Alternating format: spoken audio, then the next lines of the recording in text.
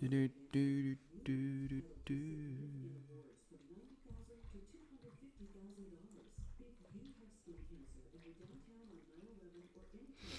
Okay. And I'm going to hold on 1 second. Hey, VRO. I got to turn down the.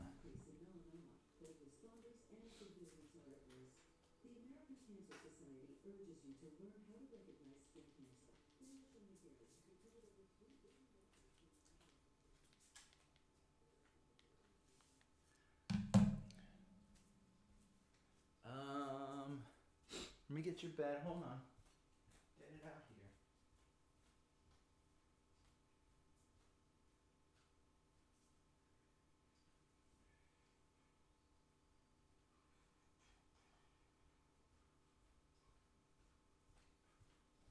It'll go, Penny. It'll go. Okay. You're joining me in my living room now. Let's see. This is restarted on my laptop. That's the live one. Okay. Let's make sure. I'll add AMC. I guarantee it's no good. But I'll look at it. Hit the thumbs up button. I can't hear myself. Let me see if I'm. That's the live one. Okay. Let's make sure. Okay, we've got it. Audio system, Yeti mic. Okay, we're all set. I'm going to move this up. I'm going to look at the source. Boom, boom, boom. I am on my laptop, so it's a little bit better, but I've got to get back to where I was. Let's see ChatGPT on Twitter. That's what I was looking at. Let's see. GPT portfolio. Look at that. 1% so far. Hey, Brandon. Sorry about the problems.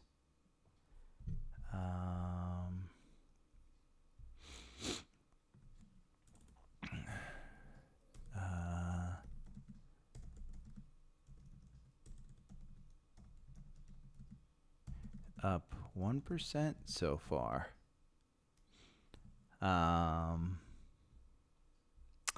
Here, VRO, I'll paste this into. It's just Twitter. I mean, they're open source, so they're open about what they've done.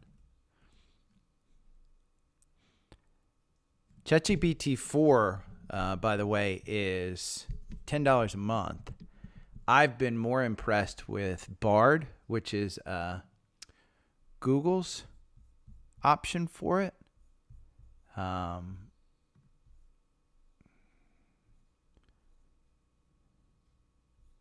Okay, I got to go to Facebook.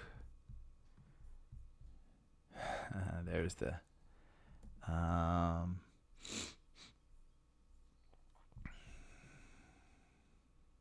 that link down there is the trader that is using ChatGPT. I don't want what's relevant. I want newest activity.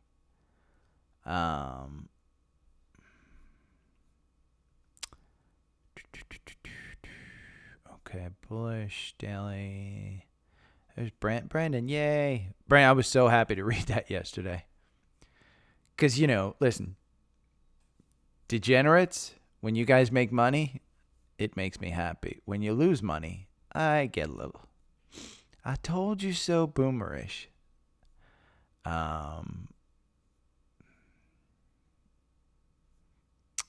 Okay, I think that's it. I think that's everything that I've got to follow up with.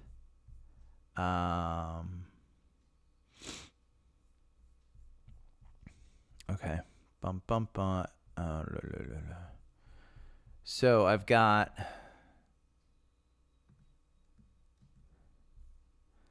a Fed governor, SPY, QQQ, TQQQ.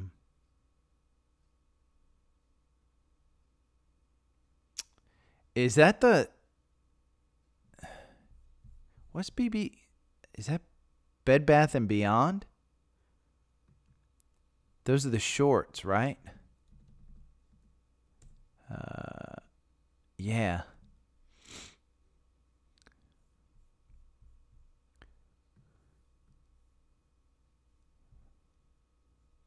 I don't know what happens with those.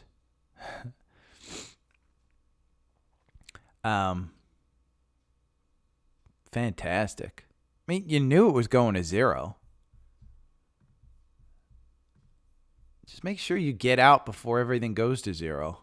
I don't know what happens with that, but my guess is that at some point, even that BBBYQ goes to zero. That would be my guess, but okay, hit the thumbs up button, by the way. And I hope I get people back. I wanted to look at SPY and QQQ. You've still got confirmation, man. Even though we've got red candles, SPY is butting up. Let's see. Where's my notes? I gotta put these over here. There it is.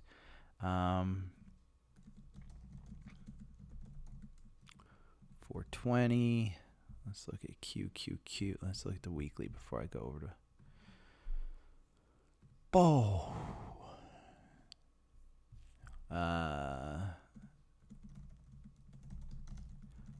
weekly. QQQ.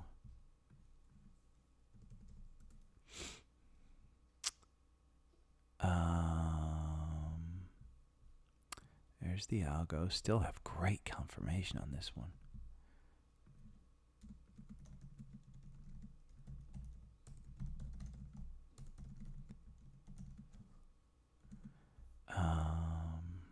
Let's look at the weekly.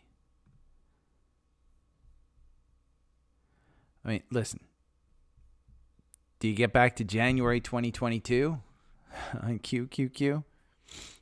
If you wound up buying TQQQ down here in December, oh my God, you're just freaking legend. Amazon's up 1%.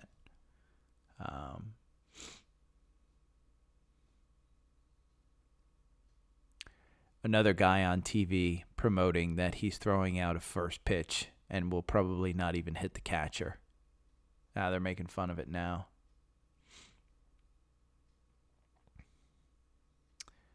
Listen, if you're going to throw out the first pitch, just I mean, if you can't throw a freaking baseball, don't throw out a first pitch. I was a pitcher all the way up to Babe Ruth League, mainly a catcher. I was kind of if the starting pitcher, I was a catcher. And I was varsity in 9th grade, and then I quit to play. Just continue. Yeah, and Kramer can't throw a fucking pitch. Kramer can't throw a baseball. He tosses it like a fucking, what's that little ball? Shot put? He doesn't throw a pitch. Yeah, he's old. He can't do that shit. But yeah. What a douche. David Faber's throwing out. Faber looks fairly athletic, but I was a catcher, and we're not talking gay sex here, but I was a catcher in high school.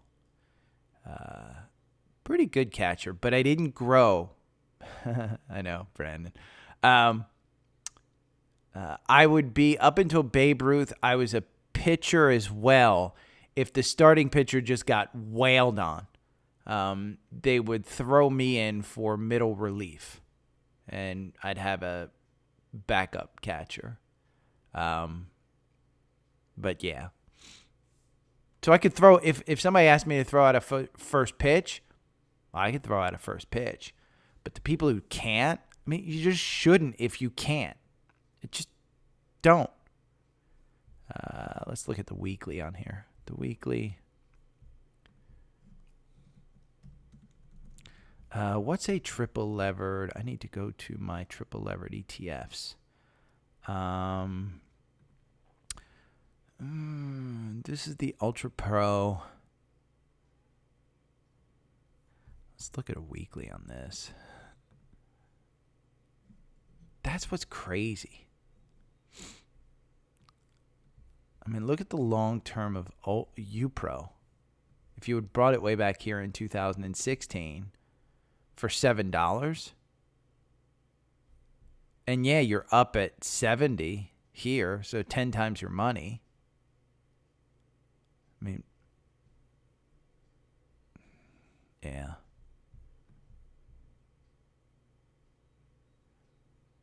Let's look at both of those. UPRO bear market.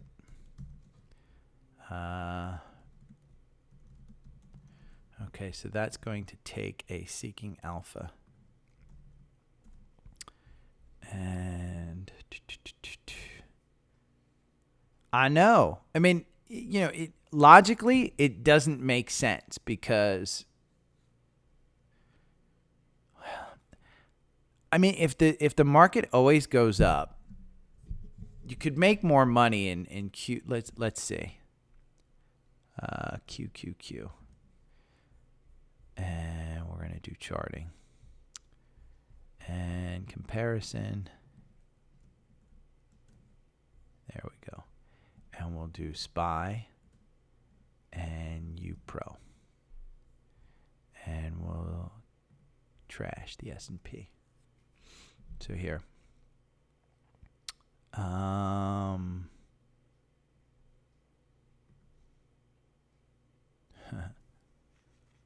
look at UPRO year to date up 21%.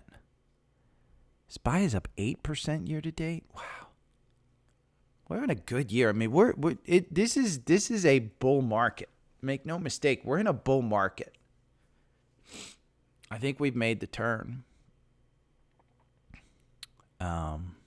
With everything other than small caps and medium caps. But, hey, do I sound okay, by the way? Just let me know how it sounds. Okay, we're going to close that down. I don't want to start Active Trader Pro. Maybe I should. And I think it's my computer in there. There's something that's freezing UBQ. I'm going to reinstall OBS. Maybe redo some of the settings in OBS. Worst case, I mean, I just come out here on my laptop. Sweet. Thanks, Brandon.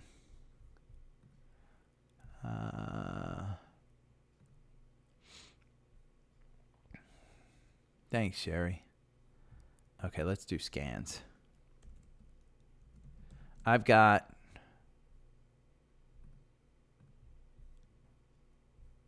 Okay, we're going to take that. We're going to...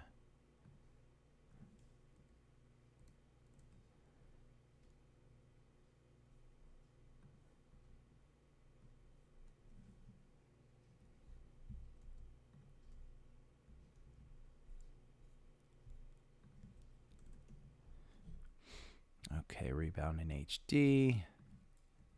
John from YouTube, AMT. What is AMT? Oh, that's American Tower. Okay.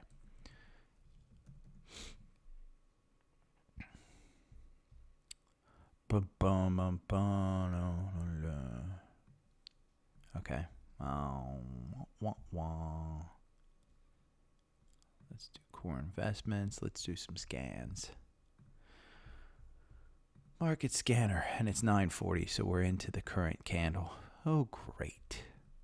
So, scans on brokerage holdings, and of course, everybody's freaking using the TrendSpider scanner. Volume. There we go. Okay, now I've got volume. Sweet. Now I can hear myself so that I'm not yelling. Exxon with a cross up. Core investments.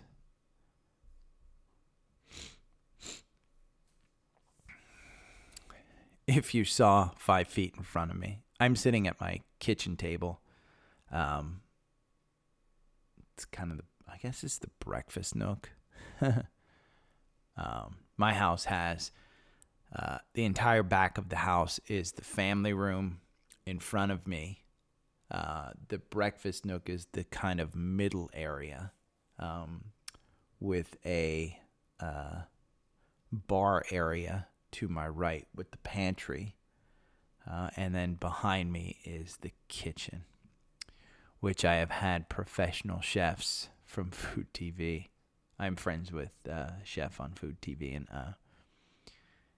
he has filmed some of his YouTube content in my kitchen. He's like, oh my God, it's so good.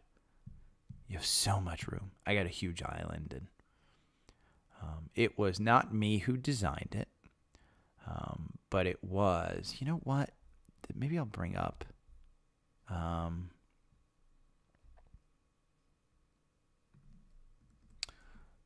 PXD earnings expected 40% lower.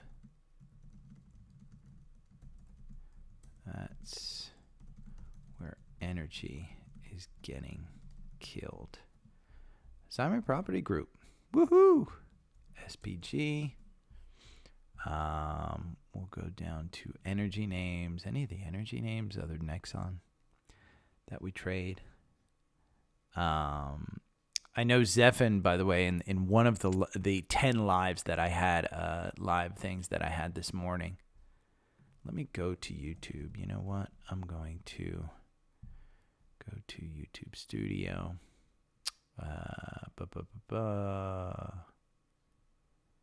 YouTube Studio. Content. And we will live.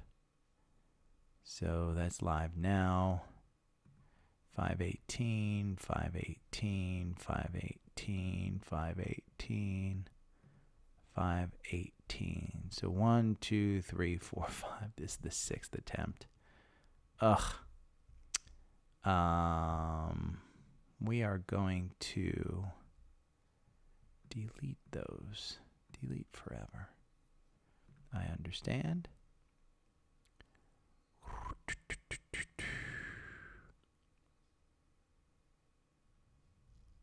Wow, I really had 51 freaking views.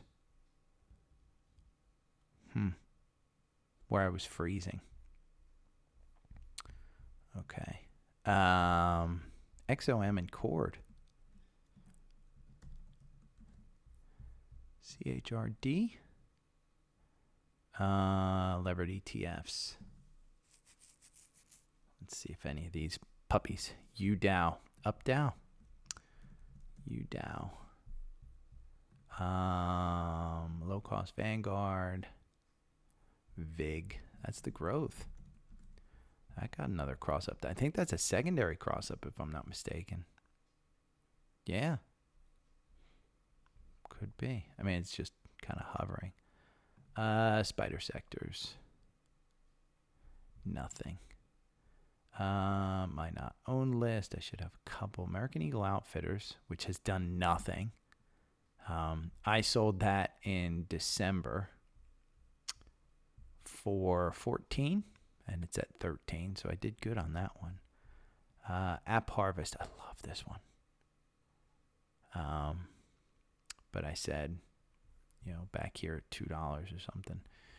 Do not get involved in that one. Teledoc. Oh, by the way, your boy has a fireside chat with Kathy Woods scheduled for June. Short, small audience that I'm chatting with Kathy Woods at Long Angle. If you want to look at it, it's longangle.com. You cannot get in there without. Yeah. Yurev, I am going to look at TQQQ. What's GSIT?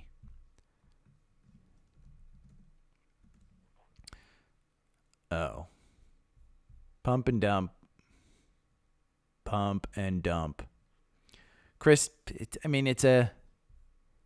I can just tell right here. I mean, look at the volume. This level right here. That's a volume. That's, let's go to FinViz and look at it. GSI Technology, 52-week range is between $1.45 and $7.30. I have to log in. Boom, boom, boom, boom.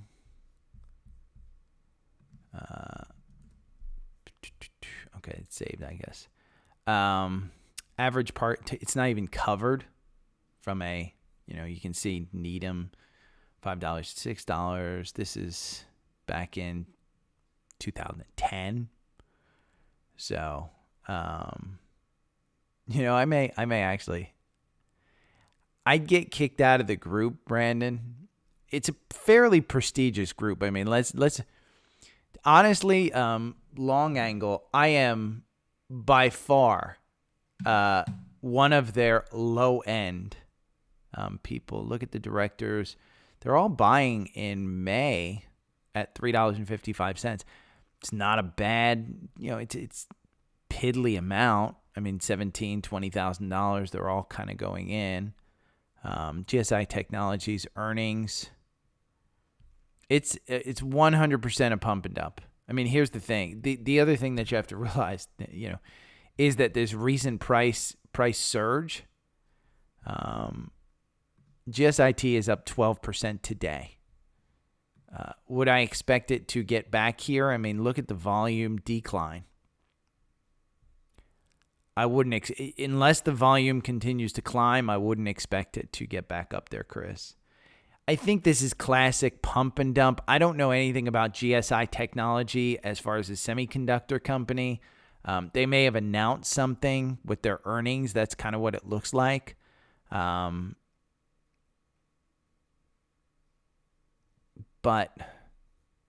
I mean, that has all the implications of trade it. So if you want to go GSIT, you know what?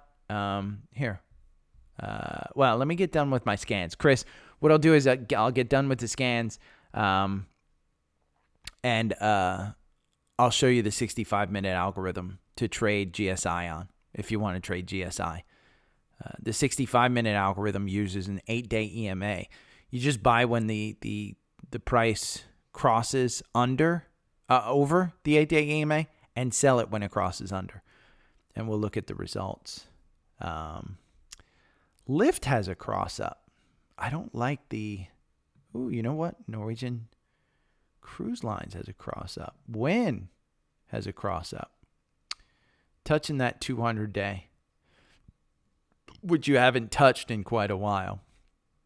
Penn Gaming, cross up. Boy, that was a pump up.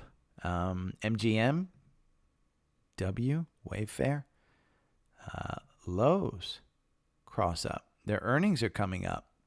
Do they get, look at Lowe's on the day that Home Depot reported.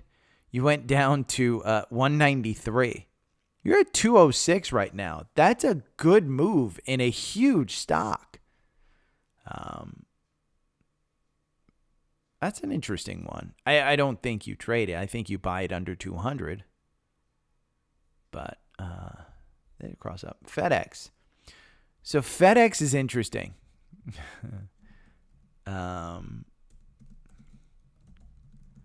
But Jim Cramer just said he loves the CEO, loves the company, and has the club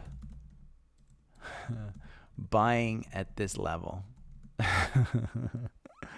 That's my note. Because it just happened. Literally, it just happened. I heard it. Okay, let's go to the Dow 30. I'm not going to do the ARCs. Let's go to the Dow 30. Exxon will be in here. Boo, boo, boo, boo. I don't think I'm next to a window, so I don't think I need my ring light per se. If you guys are here for the first time, this is what I do daily. I scan for bullish setups on stocks that day. Usually I'm here earlier, had some technical difficulties earlier. But I am here daily when the market is open. I am mostly, people can correct me if I'm wrong, but I would say I'm a swing trader, not necessarily a day trader. But I have been known, okay, I'm up 0.17, so I'm underperforming only the NASDAQ. I have been known to day trade as well. In fact, I am going to open up Active Trader Pro. And I think I need to text because I just set that up on the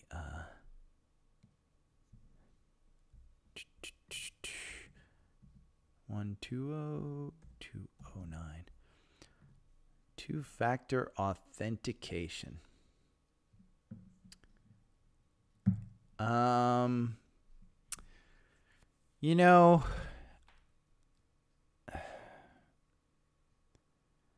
Elon scared the fuck out of me, by the way. Perfect, pardon my bluntness. But he's pretty much in talks with the Chinese. On a daily basis, and he's got a business in China. And for him to say, they're going to invade Taiwan, it's just a matter of when. That should scare the shit out of everybody. Because if they do, Intel's up 2%. It's under 30 again. But they got a cross up. Interesting. You're talking Apple down 30% in a day. You're talking Taiwan Semiconductor down 50% in a day. You're talking probably Google down 20%, 10% in a day. It's that would be the flash crash of the century. Going back a long, long time.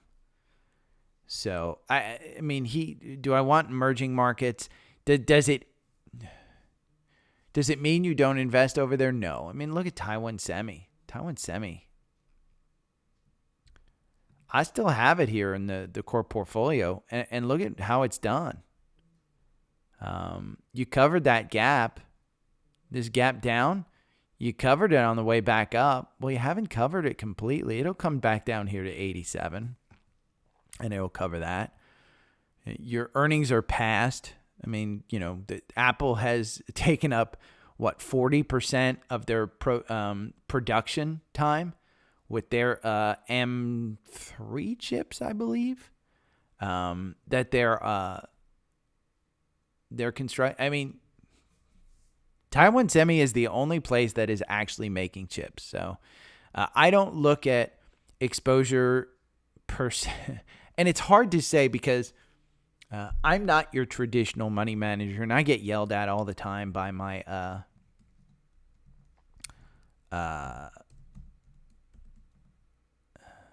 hold on one second. ODLF FL. I get yelled at by my financial advisor. He wants me more exposed to Europe, wants me more exposed, blah, blah, blah. He says, you got too much focus in Apple and tech and blah, blah, blah. I look at buying, and Brandon, I don't look at sectors. I look at buying good companies with good earnings, with good products, and good management.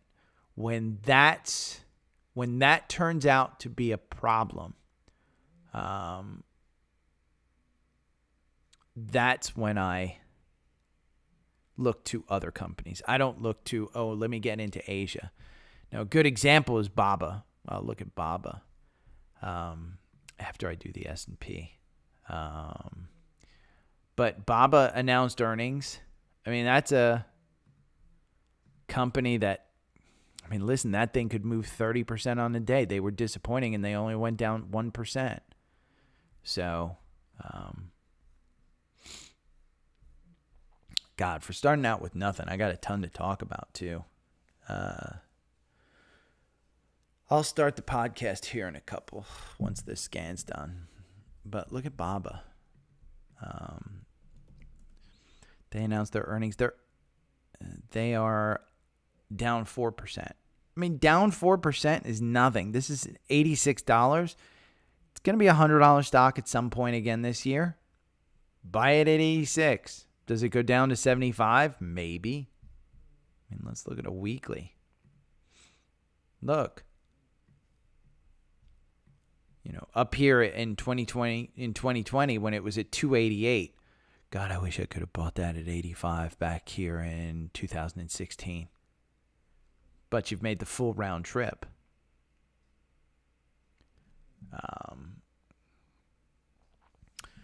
Yeah, so I tell my financial advisor when he yells at me, I don't worry about having the money that I do in Apple, because I do think they make good earnings, they make good solid management decisions, and it's. I was watching I should post the video, but there was a video last night that I watched about this Chinese national who basically stole Apple's self-driving code, and they've confirmed it that it was stolen.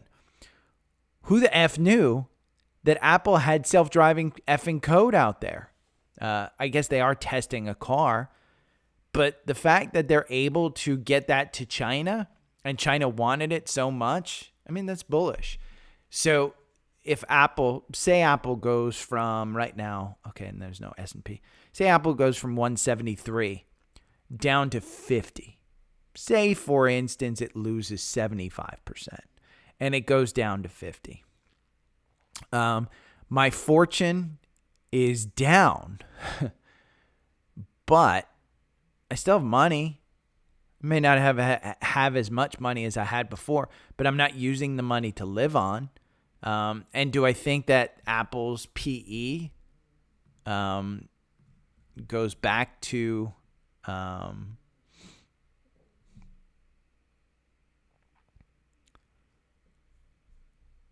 their PE at 20? Do I think it goes back to, I mean, listen, there's articles out there that I think it was some Google or somebody did some study on, I don't know if it was Google themselves, but there was a study about brand loyalty and how Apple has been able to significantly increase the amount of people coming from Android to Apple versus nobody is going from Apple to Android.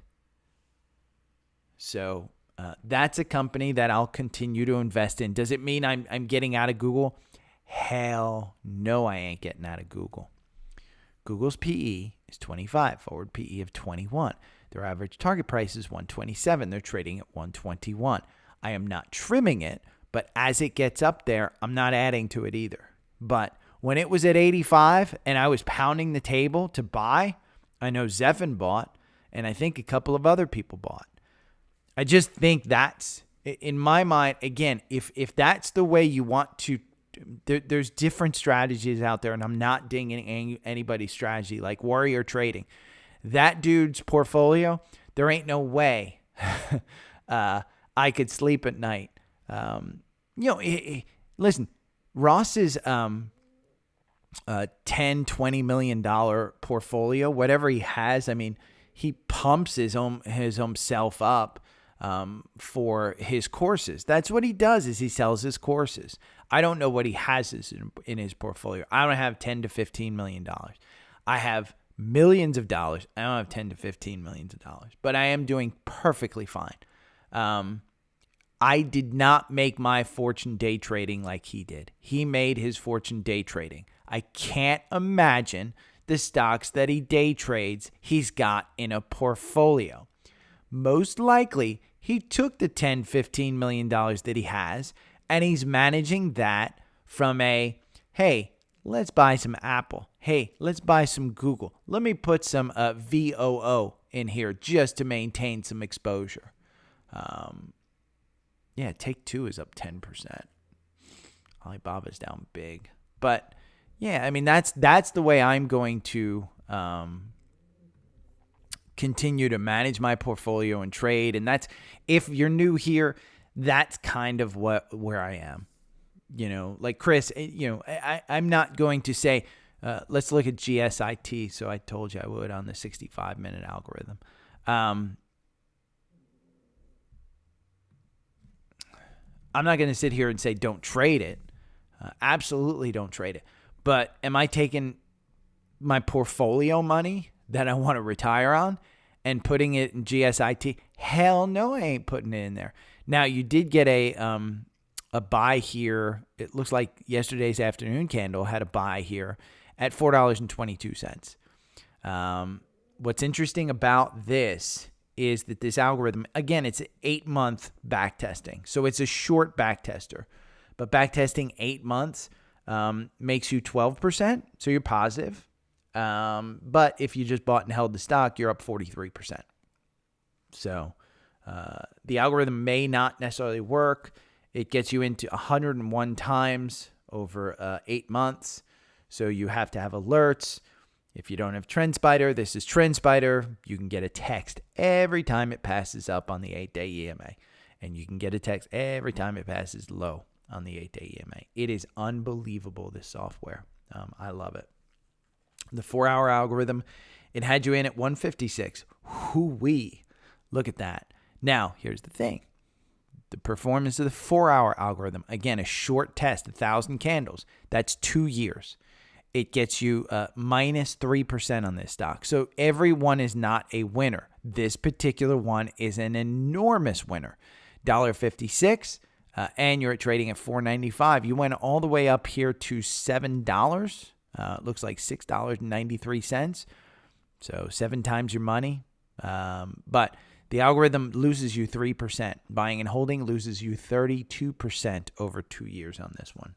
So just depends on your outlook on this. You know, maybe you know that something about this one, semiconductor, they've got some type of technology that's going to be good. I just don't know. But I'm never going to ding anyone for day trading.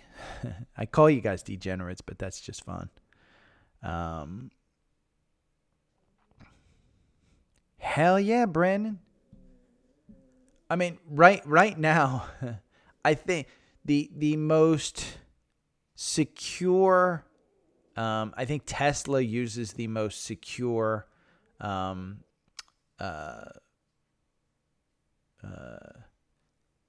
what's it called? Cybersecurity protocol. And quantum computers would be able to crack that in 30 seconds. So when there's quantum computers and we're able to do things that we've never done before, Fed's Logan, that's who it is. I think it was a woman. Logan.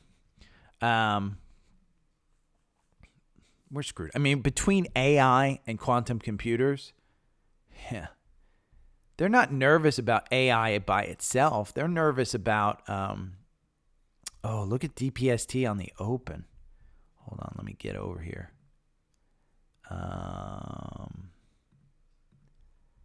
Properties.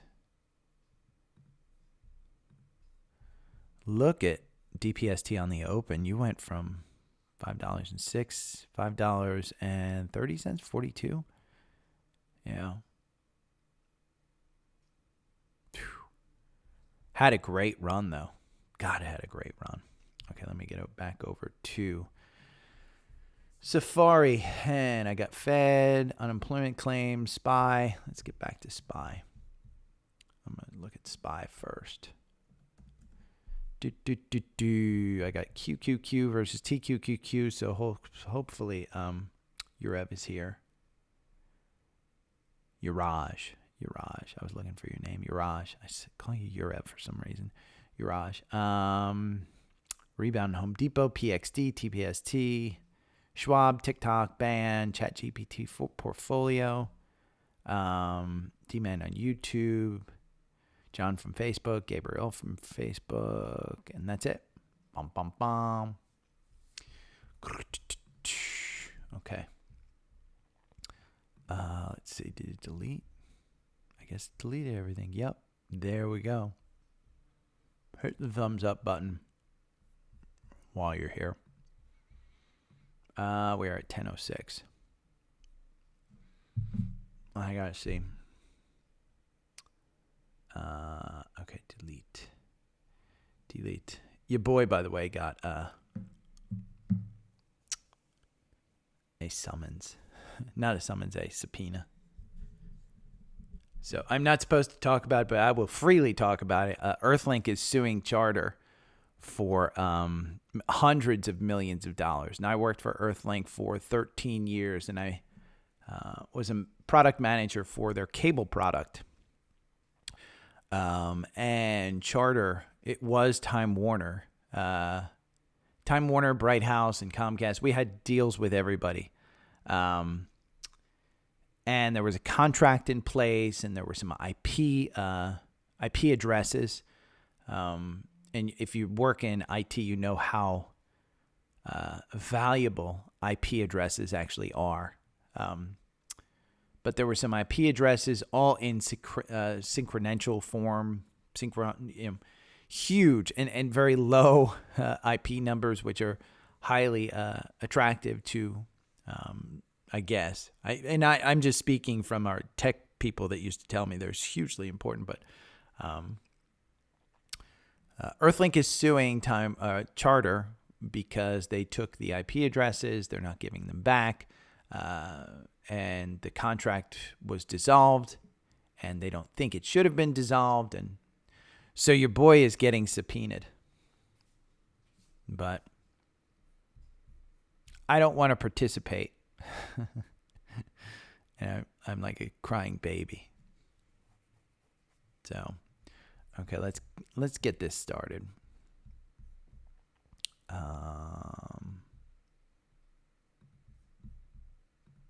Good morning. And after 9 tries on YouTube, I finally found one that didn't freeze, and I'm using my laptop.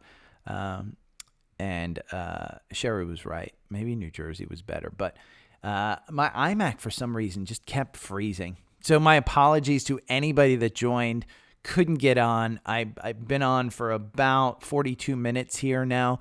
On the final one, I deleted the others. So if you want to go back and look at the actual live portion, you can. I will post just the... So what I'm doing is I basically video record and I audio record. The audio is put up on Spotify and all of the podcast platforms. And the video is actually posted as a video. If you want to watch the live and look at some of the other stuff that I do, it's typically about an hour while I record, but you can just go on to YouTube and look at the live on the chat. If you look below, there's a link in the description with a link tree with all of the social media stuff that I have: Facebook, Instagram, Twitter, and YouTube. And there's a place for you to tip. So if you do make money, don't forget, I'm your bartender. I'm your boy. Hit me up with a nice little thank you tip, if you would. I do all of this for free. So, and by the way, nobody's signing up for Visible is what I'm told.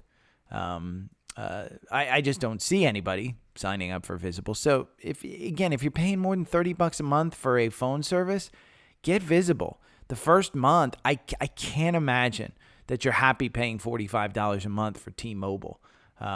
When I have people who just complain about the network on T-Mobile. I like it's on Verizon. Visible, there's a link down below. You save $20 off your first month. Your first month can be as low as $25 for a single line. So your first month is $5. So get your family to sign up. You get a $20 discount when they sign up. So maybe your second and your third month is $5. Yeah, so... let's talk about some of the two news points this morning piqued up my ears. Fed Governor Logan, she just said, the data does not justify pausing in June. Woo! Well, that made the market kind of take notice, and we went down, but we've come back. So the market is pricing in a pause in June. So That's essentially what you have to know. If we don't get a pause in June, you'll see it pull back. But the other bit of news was unemployment claims were not as bad as hoped. So that might indicate that there might not be a pause in June. But let's talk about SPY. We are bumping up right against that 420. So we're at 415.93. You're bumping right up against that 420. And that 420 is a significant barrier. And so its resistance, if we look at the weekly, you've still got confirmation up here. You have not gone above this 420 kind of rising wedge here. And you've hit it once where you actually broke it, but it didn't hold. You hit it twice right there. You hit it 3 times right there. You hit it 4 times right here. And you've hit it 5 times here. Does it hold or does it use it as resistance? Well, remember, if we do break through, old resistance becomes support. So if we break through and hold for at least a few days, I think you can look at that and you can say, you know what, maybe it's become support again. But that's the one. Let's take a look at Qs. And by the way, in the 4-hour algorithm, you are still a buy in SPY. 4-hour algorithm in Qs, you were a buy here April 28th at 320. You're at 333. It's not a bad gain in the Qs. Qs are used for long-term tracking and trending. If you just want to invest in Qs, invest in Qs. But it's got all the confirmation in the world. If we go and we look at the weekly, again, I think we're in a bull market. Look at that. I mean, this was the bear market. This is the bull market. If we continue on with a bull market like we have in the 2018 when they raised interest rates and then started to lower them, and you can see that, boom. COVID, where we went into that little short 2-3 month bear market, and then boom, it was a bull market. Then there was all of last year, 2022. We were in a bear market for 1 year. There were bounces, but it was a bear market for 1 year. I think this is the start of the bull market again. And I think at some point in time, we get back to that 400 on the Qs. So you might be asking, well, you know, if I'm going to invest in SPY, why don't I just do UPRO? Why don't I just do one of these triple levered ETFs? Now, the one that I really want to look at is TQQQ. And TQQQ right now, you were a buy at $27.64. I think you've come close to that 10%. You're at $30.92. It's broken out above this wedge. You're in danger of a pullback. Take your profits when you can. You don't want something to happen where, you know, something in Ukraine starts happening and boom, all the way you're down at 25. Take your profits. Take some money off the table. Take your 20%, 10%, whatever you've made. But TQQ, what I wanted to look at is this. Year to date, Qs are up 26%. TQQQ is up 82%. If you would have just bought and held it, there were peaks and valleys, but you'd be up 82%. SPY, you're up 9%. UPRO, which is a triple levered ETF, is up 22%. So it's not quite, maybe that's a double levered ETFs. But again, these ETFs don't always work. They're not always in line. They're meant to be short-term trading. 1 year, look at Qs. You're up 14%. TQQQ, you're only up 9%. SPY, you're up 6%. UPRO, you're down 1.13. Let's go 3 year. QQQ, you're up 46%. TQQQ, you're up 60%. SPY, you're up 40%. UPRO, you're up 101%. Timing matters. I don't know, listen, as long as you continue to think that we're in this forever long bull market, which has been the case for a very long time, and make no doubt about it, there is no politician in the world, there is no government in the world that wants this thing to stop. So TQQQ might not be a bad long term, but just realize I think you'd be better off in QQQ, because if for some reason, take Elon Musk. He said, don't assume that Taiwan is never going to be invaded by China. China has said they want to reunify. This guy's in meetings with the top level Chinese. He says it will happen. If that happens, Apple will fall 40% in a day. If that happens, Google will fall 40% in a day. If that happens, you will see an enormous crash of the market. You will see multiple halts of the entire market if they make a move. So I just want you to be careful because, again, if you got into TQQQ and you said, hey, I'm going to buy up here in December 2021 at $84, well, you're not even halfway back because if you bought at 84, you're only at 30 now. But again, from a long term, if you bought back here at the height of COVID at 25 and you rode it all the way up to 80, kudos to you. But if you didn't take your profits somewhere along the way, you're not up that much right now.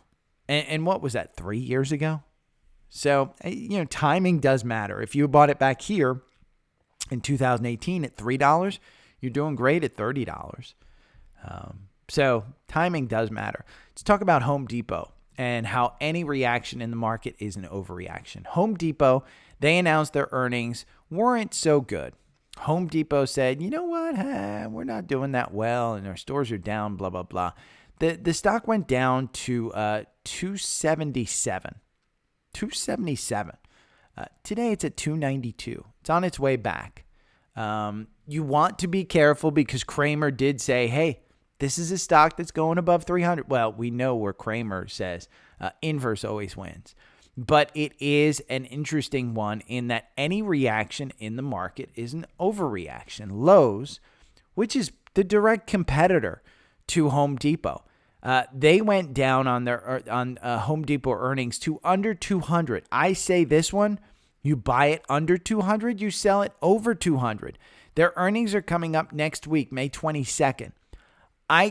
My opinion, I think you wait until the earnings. You don't buy it on this cross up at 207. In my mind, it's just too expensive. What are they going to announce? They're going to announce a softening consumer. And where's that going to take the stock? Well, let's see. It's probably going to take it back here. Now, there is a gap that's been covered. There's nothing kind of standing out to me on this chart that says, there's any reason to buy it. Under 200, you buy it. Over 200, you sell it. Simple as that for Lowe's. In Home Depot's earnings, it's pretty clear that last year's comparisons are taking a lot of the algorithms and saying, hey, let's get this down. Well, I looked at PXD and I looked at an article, a Zacks article on FinViz, and they're expected to report $5 for the next quarter. They already reported, but they're expected to report $5 for the next quarter. Well, that's going to take them 40% down year over year. Look at last year's earnings, if I can pull back there. Last year's earnings, $9.36, $7.74, $7.48. This year, you're at $5.91, at $5.21. Well, that's because oil and gas are down. So the year-over-year comparisons are hurting PXD. And that's exactly what's going on. They're still returning you 11%. There is a time when that price has to go up. OPEC is too interested in that being at $90 to $100, if not $120. So I just wanted to make mention that, hey, energy is just not doing really well this year at all. If we look at the XLE and we go from a long-term standpoint, I'm going to look at a weekly. And we were in this wedge, and all of a sudden from January, excuse me, which is right here, and XLE was trading at 88, you're at 77. You're probably getting the downside of those wedge and breaking it. You probably pull back to the 200-day, which is 60 at some point in time. If we go into a recession, remember, recession brings energy prices down. And that's the deal. I mean, I'm still investing in PXD and others for the long term. I'll take the 10% dividend and I'll hold it for 1 or 2 years. This is the same as Exxon. I mean, think about Exxon, for example. And yeah, it's a little bit different in the timing is different. But Exxon, when I was buying back here at, December, I think it was 2021 where I started buying at 55, 45 in that neighborhood. and down here. Yeah, it wasn't something that, everybody was saying, well, it was at 33 in November of 2020. It got down to COVID. I don't think energy's coming back. Well, if you buy it on the way up and you just continue to add to it with your dividends and stuff, you'll be fine. This is a chart that I think, again, Exxon is at all-time highs, close to 120 and stuff. I think you're okay. Let's talk about DPST. And DPST had a good day yesterday. The regional banks were good. I think it was Western Alliance announced that they had enough deposits or something, and they got popped, so everybody popped. The algorithm has you in at 396, and you're at 521. You're up 0.5%. In pre-market, you were way up. Look, it's got confirmation. It's up there. If you want to invest in DPST, go ahead and do it. They pre-announced a reverse split, a 10-for-1. So it's going to $30. I can guarantee you that. Just maybe your investment isn't going to go up 10-to-1, but it's a reverse split 10-for-1. They want to keep that price up there around 30. So expect this one to kind of probably come. This gap up here at 11, that would mean 110, 111. I don't think you're getting there. I think it's out of pace, but I do think that maybe if you go to 60 or 70, because remember, it's $6.79, you get reverse split 10-for-1. So it's going to be a $60 stock. I think that's still in the works. The biggest news with banks to me was Schwab went out to the bond market and got $2.5 billion to secure their business. It did not move. So I think $50 is the swing on this one. I think if you don't have it today, could you buy it $51.55? Absolutely. I think it's a $60 stock. If we go to FinViz and we look at Schwab, the most recent upgrade was Raymond James with a $63 price target. Are you upset if you bought at 51 when it gets to 63? No. I think this bank is here to stay.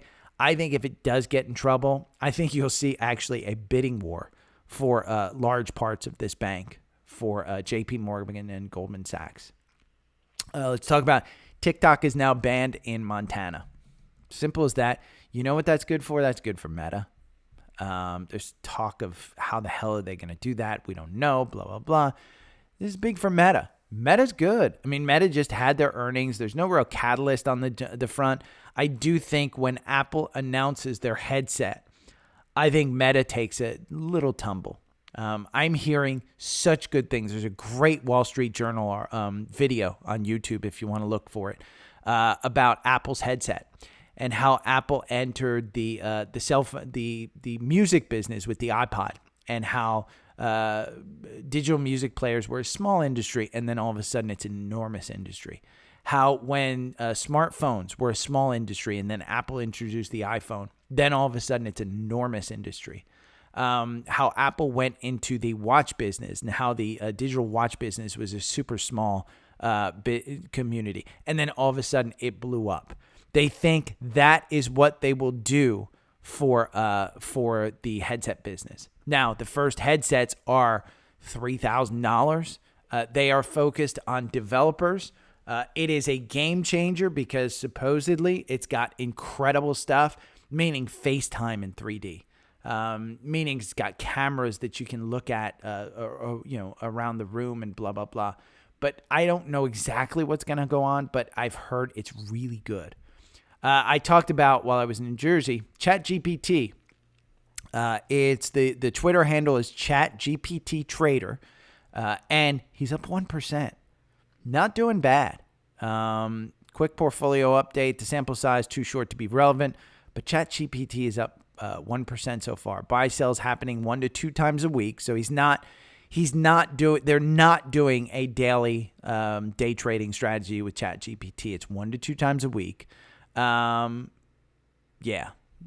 have a link here, gptportfolio.com, and your trades will execute automatically. I'm just kind of following along. I'm not in that one, blah, blah, blah, but I do think that it's interesting. John from Facebook wanted my take on a dividend player that is involved in almost every REIT out there. It is AMT, American Tower. I have not been a super fan of American Tower. I think they Similar to energy, they suck you in this with this enormous dividend. But American Towers, REITs that give you good dividends, they don't benefit in putting the money back into their business. Whereas I think energy makes enough money to give you a huge dividend and reinvest back in their business. So let's look at AMT from a fundamental standpoint. Its PE is 64, super, super high. They give a 3.2% dividend. Year to date, they're down 9%, 10%. Performance over 1 year is 17%. Their average target price is $241. They're 32% below their 52-week high. They are only 7% above their 52-week low. The most recent upgrade came from MoffettNathanson with a downgrade to $234 price target. I'm not a fan of this. And the reason I'm not a fan of this is take a look at the performance from a long-term perspective. This was when REITs really started kind of taking off. This is an enormous REIT, make no mistake about it. It is a good REIT. But I just don't think that REITs are something that people are kind of investing in, and you're getting killed on this one as you go back. I mean, from a long-term perspective, isn't an opportunity. When it was trading up here at 284, and I told you could get it for 190, you'd absolutely take it.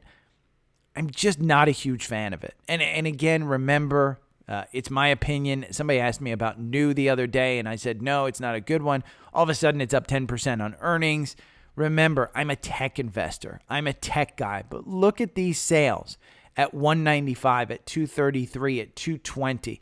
And they're fairly big. I mean, one of the directors is selling $2 million worth of stuff down here in November at 207. Guy's selling almost $10 million worth of stuff. February 27th, $2 million. Yeah. So I'm not a fan of it. John, I would say if you like this one, I would probably buy one of the other REITs that includes this. I wouldn't buy this one outside of it. Buy a mixed REIT. And I'm just not that good at that one. Google REIT. Google American Tower REIT, and you'll see, or even you can probably go in your brokerage firm. If you had Fidelity, you can go in and look at REITs that include AMT and then rank them, because Fidelity does have that kind of tool. D-Man on YouTube. I think there's a gap fill opportunity for Onan. I can't tell if I'm reading it short, I think it will gap at 19, then go back up. D-Man has been right on a lot of his picks. So he's waiting for Onan to go back to 20. Let's take a look at it.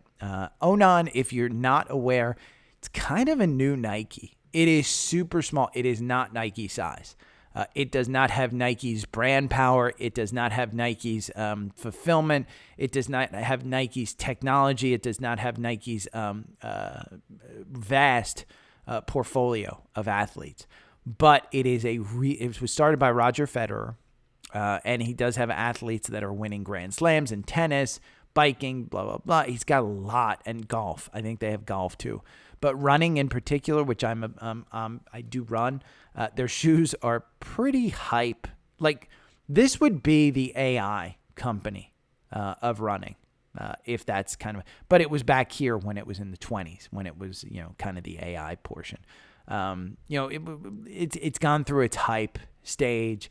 And I think now it's starting to grow in. You can see the algorithm just got you out of a 39% gain on this one. You could have gotten 40, 50%. It's pulling back here. D-Man's right. There's a gap here between 21 and 25. I think that's right in range. They made 5 cents per share. Their outlook was not very good. Their RSI is down at 24. It is completely oversold. I don't know that you necessarily want to go into this one unless you buy their shoes or clothing and you like it. Look at the PE. Even at 27, that PE is 138. Forward PE is 35, which is still huge. Let's look at Nike. Nike's PE is 33. Their forward PE is 28, but 33. And they give a 1.16% dividend. Now, Onan, their target price, their average target price is 33. They're trading at 27. So if you got to 33, kudos. Great. Their most recent, there was a downgrade, outperformed to neutral, but they kept the $33 price target. That's what's crazy. Wedbush in March, they upgraded them neutral to outperform, up their target from 20 to 25. Goldman back in November said, hey, neutral to buy 37 to 28. Look at the inside. There's no insider transactions. Read up on it. I like your strategy there. I think you're right. I think I'd wait for it closer to down at the bottom of this gap, which is 21. I don't know that you wait till 20 because I do think it's enough of a hype play to get back to 30. So even if you bought today at 27, that's a 10% gain to getting back to 30. So I like your strategy there. Gabrielle from Facebook. I purchased American Express at 164. I preferred it against Visa due to low PE. What's your opinion on the stock? I'm realizing the purchase price might be a bit too high, but it's long-term. Thanks a lot. And by the way, thank you, Dakota. I was on the road yesterday driving from New Jersey to Atlanta, and Dakota responded. Dakota, you're spot on. I like you looking into the credit cards because, I mean, honestly, who doesn't use a freaking credit card? Now, here's the problem. If the consumer becomes weak, then your credit card defaults become more. These companies lose money. Their interest rates are 18% now. They're sending a lot of people into a spiral. My first suggestion, if you have credit card debt, don't invest. Pay off your credit card debt because you know what?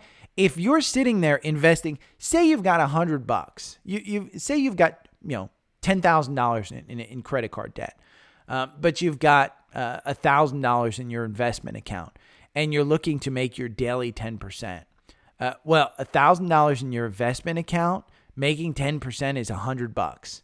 You know what? Take that $1,000, throw it into your credit card, and pay off the principal with that $1,000. And you know what? You just gave yourself 13 to 18%, whatever your credit card's actually charging. So if you've got credit card debt, first off, get off it. There's a reason these stock prices are so high. American Express at 164, I don't think it's a bad play. Your actual 200 days at 162. They got dinged on their earnings because they gave a poor outlook and people, business travel is not coming back. And make no mistake, American Express is based on business travel. Now, travel to China, travel to outside the U.S., it's up, and that's where American Express will thrive. I'd say dollar cost average, you're way up. If you bought a bunch at 164, and it was based on some type of strategy where it was about the 200-day, I don't think that's bad. But as it goes down, you've got to add to it if you think that it's a long-term play. Typically, look at my Cleveland Cliffs investment. I have not sold Cleveland Cliffs. I want to hold this for at least a year. I've been waiting for it to hit some type of bottom. Well, it seems like 15 is that bottom. So I need to start adding to it. I bought it up here. The 200-day is still at 1830. I think my average price is up here at 20. I am way down on this one, but I did a small buy. And I just did a small buy thinking, at some point this goes to 30. And I was completely wrong. But again, I think American Express, when you look at AXP, I think you did it right, Gabriel. God, it makes me so happy that you guys are doing this. But AXP, the PE is 15. When we look at competitors, we look at Visa, the PE is 31. When you look at MasterCard, MA is the symbol. I forgot what the symbol was. 38 PE. These are companies that are way up, 11%, 14% over 1 year, 13%. And that's in a bear market. When you look at Visa, they're way up 14% over 1 year in a bear market. Let's look at American Express, and they're down. I don't think it's a bad thing. Personally, I know people who get American Expresses for the lounge access who travel a lot. I have an American Express card through ID Shop where I work. They give it to me. I like it. So, yeah. So let's look at some scans. First one, Exxon. This is a no-brainer. I think as it gets closer to 100, I think you start adding to it. It doesn't have a price point on our algorithm yet. But I think you just add to it. I mean, as it gets closer, if you want to hold oil, This is one that doesn't pay a bad dividend. It will go to 120. From 100 to 120 at some point, you get a 3.4% dividend. It's got a PE of 7, forward PE of 11. Remember what I said about PXD, though? When you look at PXD, go to FinViz, look at PXD, and look at this. Pine is a trending stock, facts to know before betting on it. That's the one you want to look at. That's the one where it says, hey, it's a 40% decrease from earnings of last year. Yeah, you're only as good as your last earnings call. Another cross-up in the core portfolio, Simon Property Group. The closer this gets to 100, the more it will go to 120. Same thing as Exxon. This is a company that gives you a great dividend. I was just at Simon Property Group malls, outlet malls. It's got a 6.96% dividend. It is down 9%. I don't care that it's down 9% because look at where it opened up 2023. It opened up 2023 at 117. You will get back there. No doubt in my mind you will get back there. Social media liability shield remains untouched by Supreme Court. That's big. That should make Meta and those guys soar a little bit. Cord Energy. Let's look at this one. CHRD, Cord Energy Group.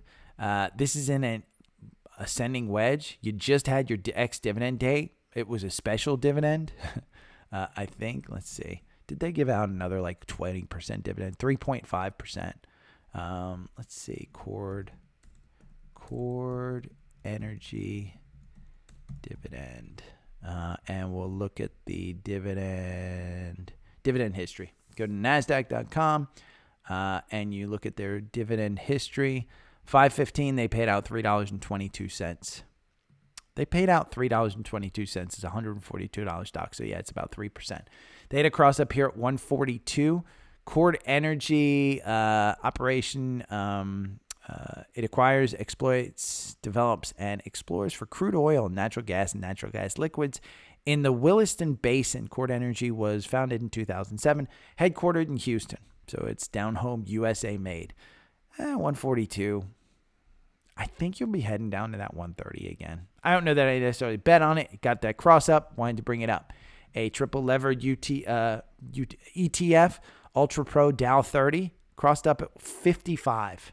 The Dow has been, by the way, if we go back here, and I'm just going to Dow Jones, we're going to do DIA, and we're going to chart that, add comparison. We're going to do QQQ, and we'll do SPY, and we'll take out S&P 500, compare, and we'll do year to date. The Dow's got to catch up. Look at that. SPY is up 9.5%. DIA is up 1.23%. Yeah. So Dow at 55, probably not a bad bet. It's got to catch up at some point. The Dow's just been getting hammered. But as the S&P goes towards 420, I think you're going to see that one pull back as well. Remember, the Dow's only made up of 30 stocks. VIG, which is the growth fund in Vanguard, VIG had a cross up. And it's at 155.55. Not a bad entry. That's for growth. Now, one did come up. FedEx, FDX is the symbol. This one came up as a cross-up here, and it's a little bit high. It's a secondary cross-up. You had this cross-up here at 229.05, and it got you out, but it's got another cross-up. It's trading at 233. It's up 4% today. Here's what you have to know. Right before I was on air, Jim Cramer was on saying that he loves the CEO, loves the company, and he has the club buying. Do not buy here. It's going to cover this gap down here to 206. Inverse always wins.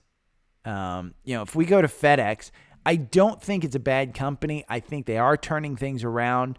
The average target price is 251. You're only 6% off your 52-week high of 248. You're up 34% year to date. Performance over 1 year, you're up 4%. Its PE is 19. It has overtaken UPS as the stock of the day. The UPS's PE is 13. They're down 0.72. Again, time matters. At 172, UPS, it shouldn't be up at 200.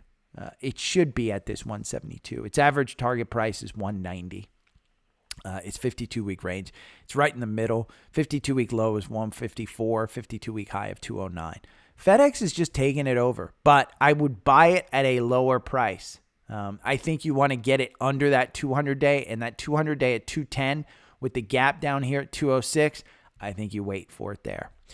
Intel Corp, we talked about Intel being the trigger. The pivot point is 30, buying when it's under 30 and selling when it's over 30. Well, it didn't really get that far down below 30. It got to the 28.68 here a couple days ago, yesterday, in fact.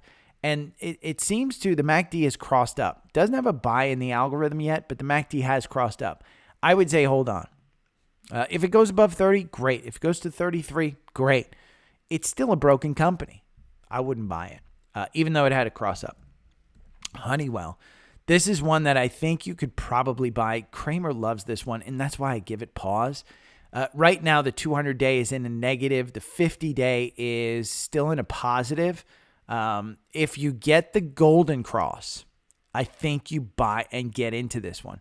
Because at 197, I think the pivot point might be 200. I just don't look at this enough to actually 100% understand it.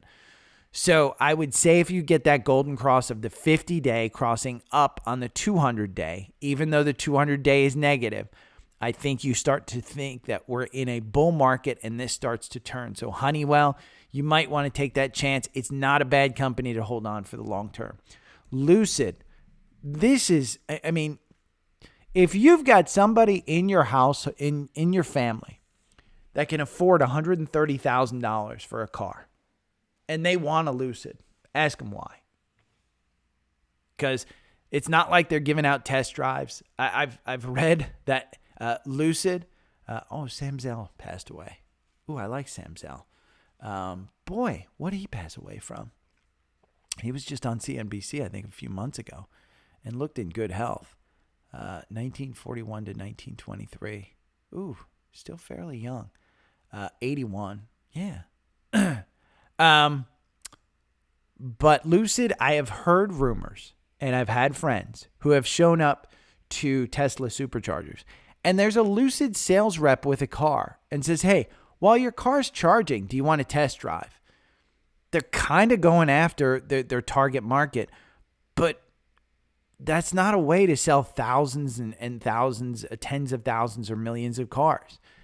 There's rumor that they've got to, they're going to launch their low-priced options because their high-priced options just aren't working. The only reason to buy this now is that the Saudis take it private, and they'll probably take it private at $10, so $7.22. Still not appetizing to me. Starbucks has a cross up. It's just too expensive. This is close to 52-week. 105, I think you want to wait till it gets under 100. I don't trust it. It's still touching that 200-day. Still too expensive for me, personally. And Old Dominion Freight Line. This is one, I don't think it's the turnaround. It's not, you'd go from 306 to 360. It's not going back to 360.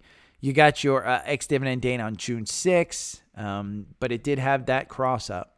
Let me see. Dominion ODFL. I don't know why I have dyslexia like that. It's still expensive. I mean, the P is 24. Year-to-date, you're up 7%. It's just a little bit expensive. Average target price is 325. Wait till it gets under 300. That's my take. You're 19% below your 52-week high. You're 32% above your 52-week low. Just wait on it. So, okay, that's it. If you have any questions, hit me up. Make sure you join the Facebook group. Thank you for everybody who participates in that one. Answer anybody's questions. Remember, we all just have opinions. If you have an opinion and somebody asks a question on a stock, do not be afraid. If somebody said, oh, you know what? Somebody wanted me to look at AMC. I'm going to look at AMC. You know what? Since we're with some degenerates here on YouTube, I'm looking at AMC. Let's look at AMC. AMC on the 4-hour algorithm, which I would not buy on. It's at 508. It is down 0.39% today. The algorithm, here's a good one. The algorithm, the 4-hour algorithm, if you're trading AMC and you are not subscribed to TrendSpider and you're just giving, my algorithm, the 4-hour algorithm, makes you 142% over 2 years on AMC. You've traded it 32 times. You have a win rate of 50%. So you're winning 50% of the time. Now, here's the thing. Your average win is 25%. That's what the volatility brings you. This protects you against the downside. You make 142% with my algorithm. You know what you have if you bought 2 years ago and just held AMC? You're one of those ape folks. Well, you lost 60%.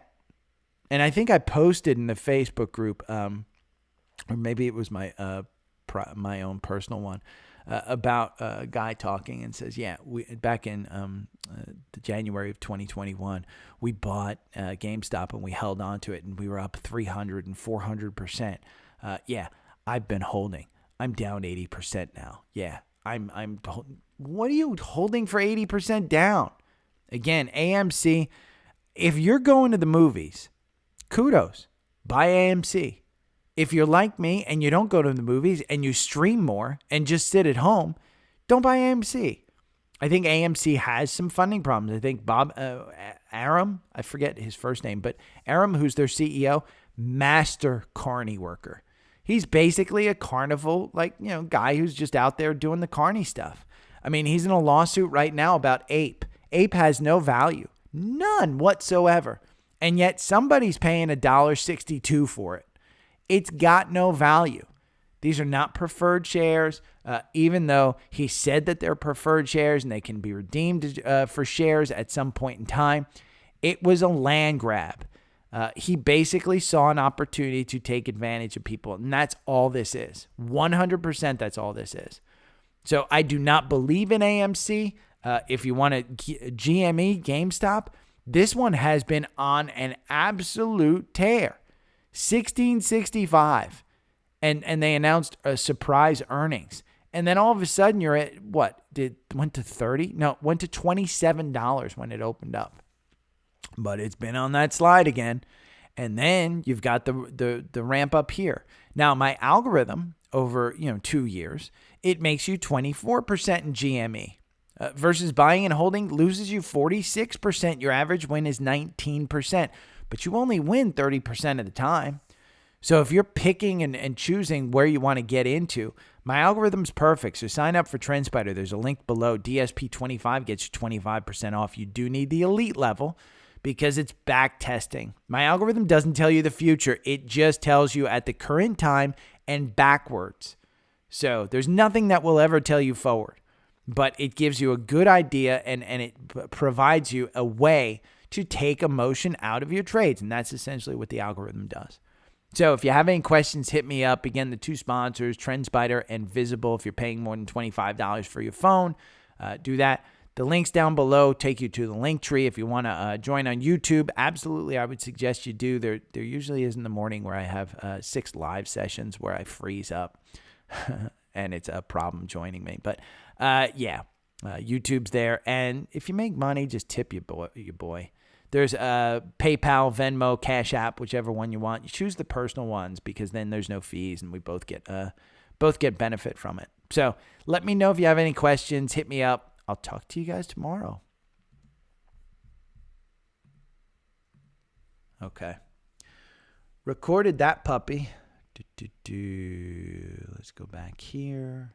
Share. Export song to disk. Export.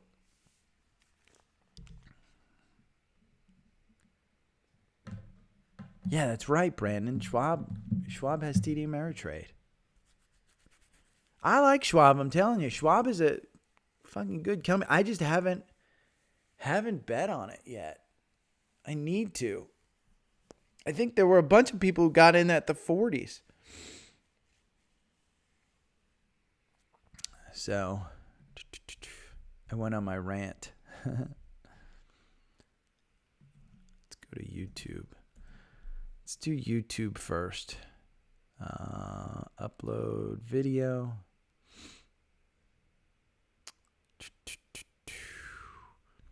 select files. That's today's upload. I didn't even do Target and Walmart earnings. Let's title it.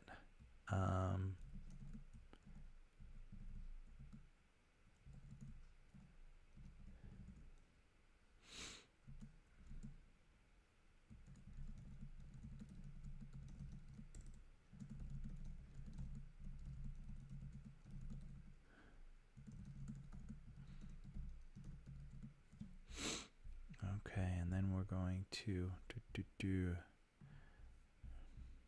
where's DPST now? Ooh, look, DPST came back.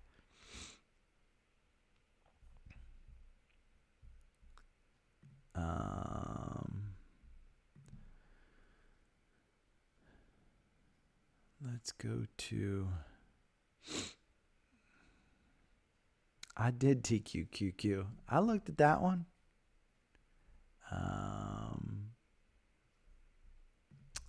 I'm going to copy.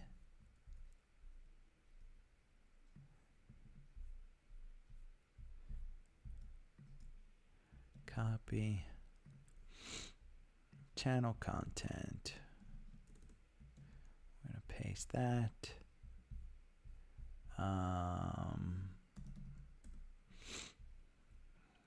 Let's see. Your channel? No, I want YouTube Studio. And content. We are going to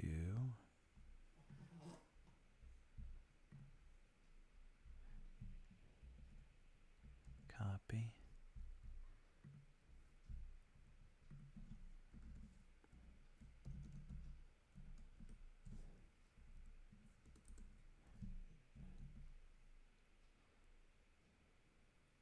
Bum, bum, bum.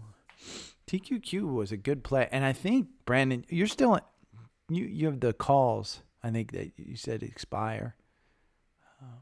Hopefully you got into those. Pan W looks like it's at 189. Why is it down $17?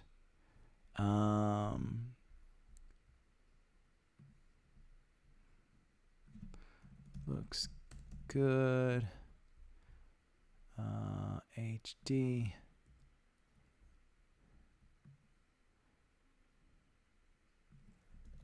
And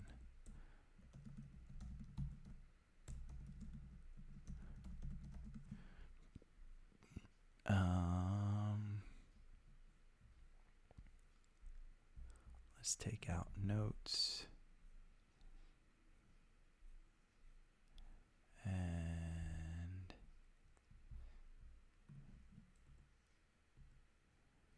there we go. And I have to do a Canva.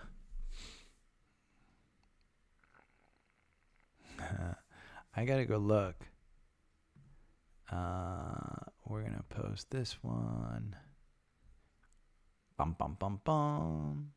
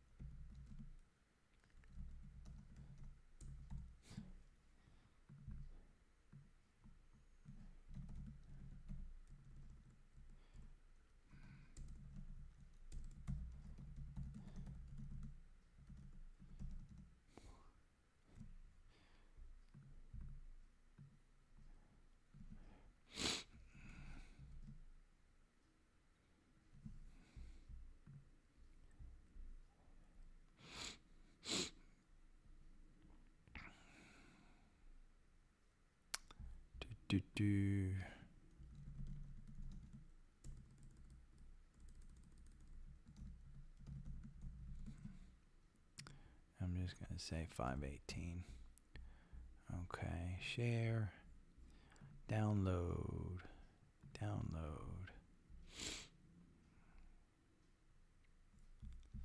And we're going to quit. Close. Upload thumbnail. Download.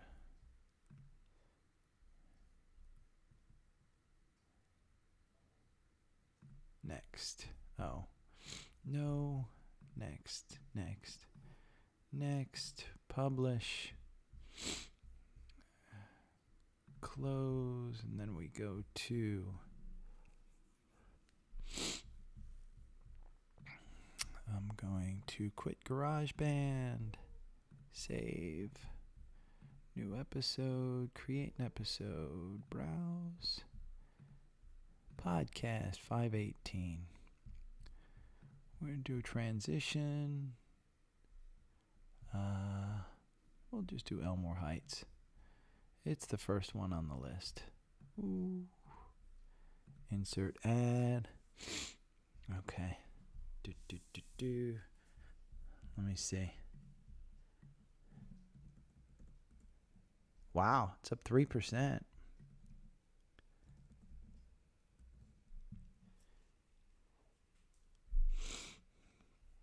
Wow. That does look good.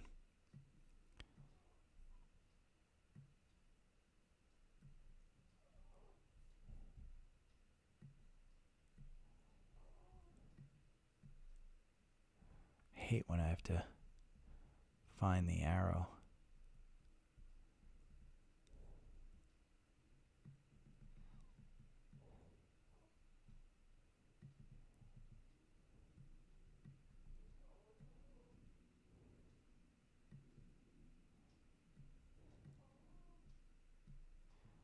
Oh, come on.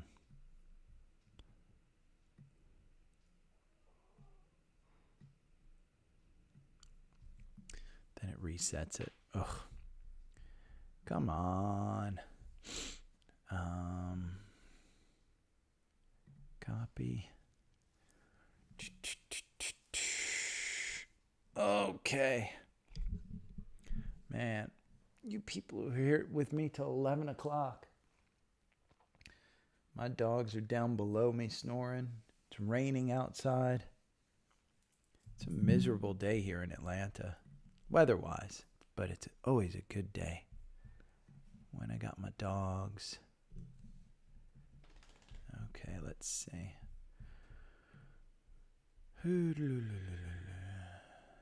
Episodes. We're going to go there.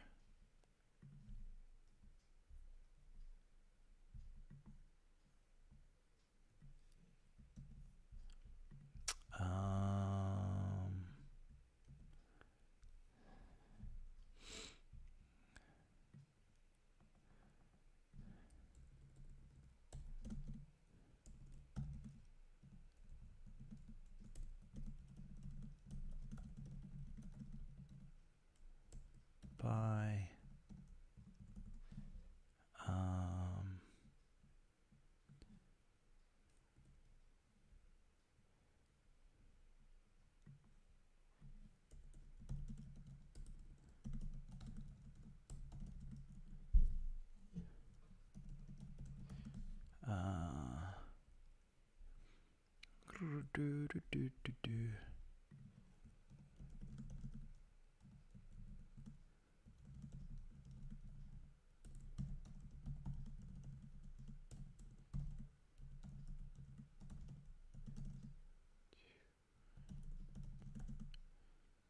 $5.18. Okay. Publish now. Boom. Okay.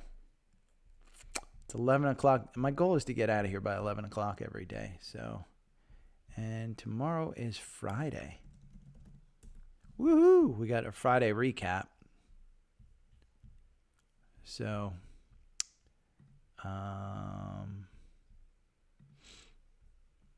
I may go and TQQQ has all the support in the world right now too.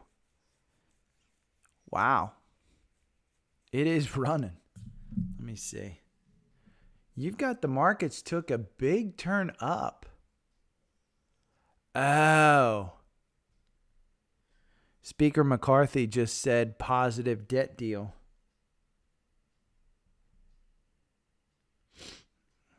Ba-boom, ba-boom, ba-boom, ba-boom, ba-boom.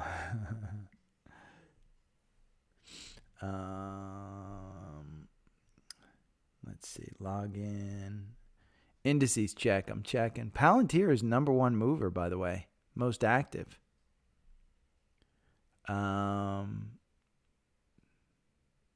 SQQQ is ironically, I did not. I am up 0.35%, so I am underperforming everything. But Dallas Fed President Lori Logan. Let's go look at Kramer's tweet.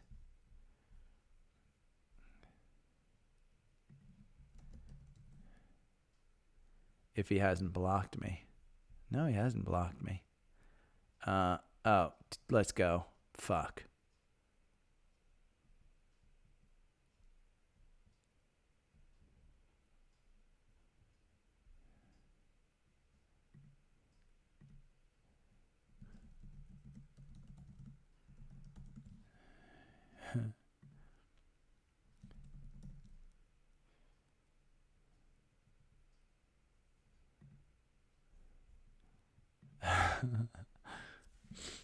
Fuck.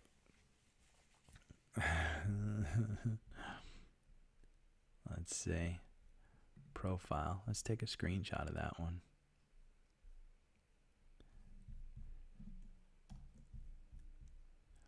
Boom.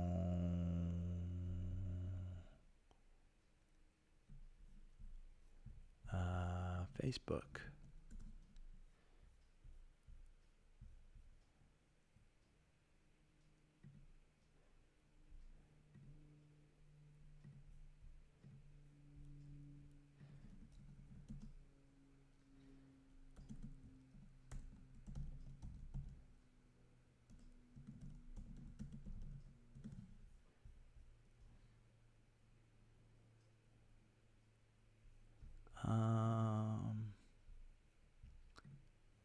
I don't know why. Oh, I want to just post that in the group. Leave.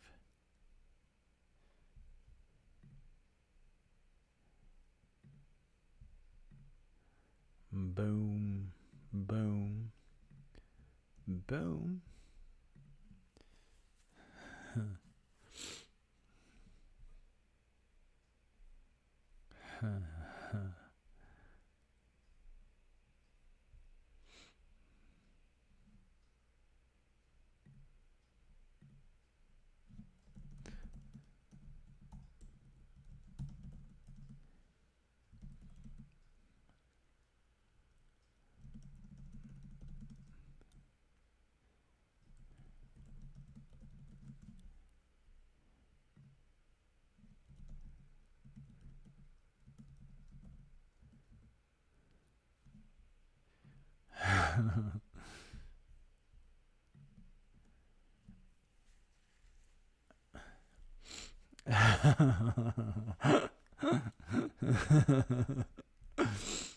That's a good one. Let's see.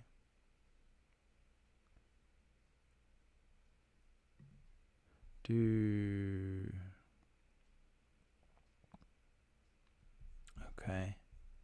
Looks like I commented on everybody's. I'll post it later. If you guys have any questions, hit me up. I am out of here. Thanks you guys for all your support. And thank you guys for your patience this morning. I appreciate it, everybody. I will talk to you guys later. Hopefully I'll be on my regular computer. If you do have alerts on, I will be testing on my computer. So just realize that's probably